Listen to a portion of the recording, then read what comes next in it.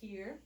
We also do the medications twice a day prescribed by the vets. We do lots of types of medications, including oral medications, vaccines, injectables, and many, many more. Another thing we're going to talk about is admitting a cat. So here we are in cat admitting. It's the first stop that every cat makes when they first arrive at the shelter. Oftentimes, our cats are stray, so we have this fake hand to kind of test if they're friendly or not. Wow, what a nice guy. If we don't think that a cat's going to be able to be safely contained by us, we use this special net so that it can be more protective for them. But first, before we admit anybody, we always make sure to wear gloves. Lots of cats, because they come from the outside, have fleas, dirt, parasites, and fungal infections like ringworm. We're going to take our cat over to the scale to get a weight for him. Weights are important because they help the vets decide how much medication each animal should get should they need it. After our weight, we take them on over to the exam table. Okay. This way. For the physical exam, we test the ears, eyes, nose, mouth, the gender, which we tell by looking at their bum. We listen to their heart, and we also check for a microchip. Microchips are important because they can help get an animal back to their rightful owner. You can kind of see there's his microchip number, so we can call his owner based off of the number we got. Another test that we do is called the Woods lamp. Remember when I was talking about the fungal infection ringworm before? We use this light to help check and see if there's any ringworm. That would show up about lime green under the light. Check out these pictures down here to see some cats with ringworm under UV light.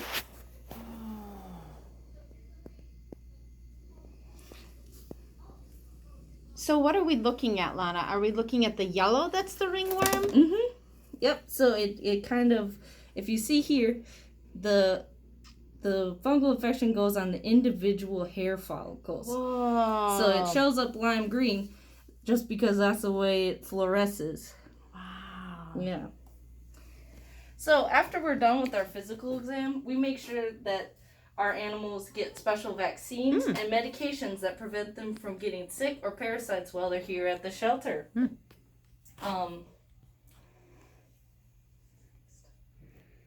Would you like to show us how you maybe pretend to give up? Yeah. So we always do it in the right arm. So in case there's any reaction, so we kind of poke it right in there and push it in. Perfect. What a good cat. Didn't even meow or anything. Yeah, some of them are better than others. Some cats already come in sick, though. Usually with something called a URI, or an upper respiratory infection. If we see that in a cat, we make notes so that the vets can prescribe them special medications. A lot of this procedures that we do here, we do for cats, dogs, bunnies, and all the other animals we get here at the shelter. Just with some certain specifications based off of the breed.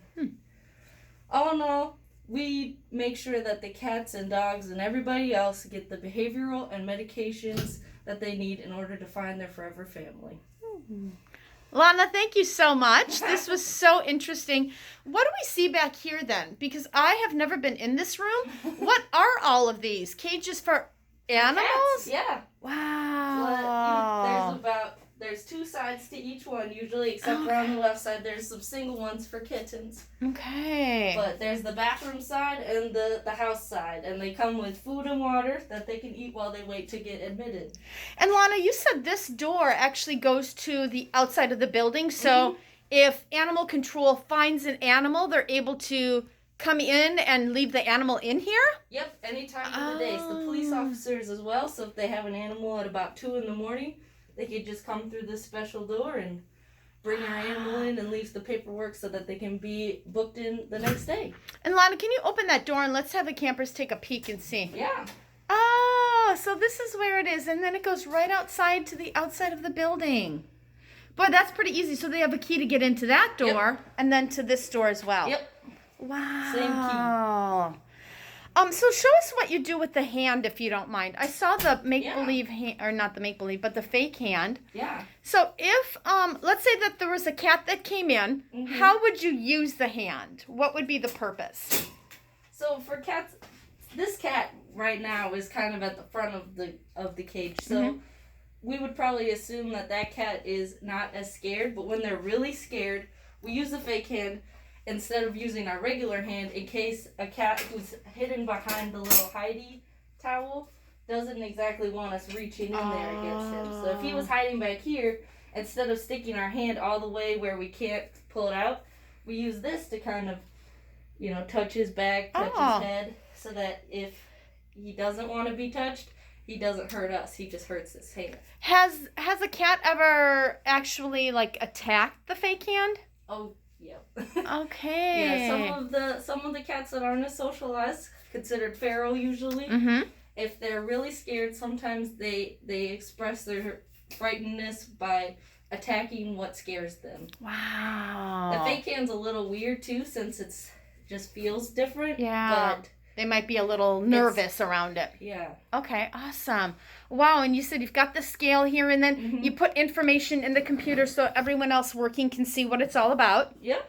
So if campers wanted to have a career in taking care of animals that first come to a shelter, hey, this could be a career that you could possibly do because you're giving medications and vaccinations, you're weighing, you're actually interacting with the animals as well. Oh, yeah. Wow. Yeah, and we do prefer that people have a little bit of animal experience just because animal behavior is so widely different than ours sometimes, but I'm not a vet. I'm not a vet tech. It would be a nice step if you're looking towards those careers. Perfect.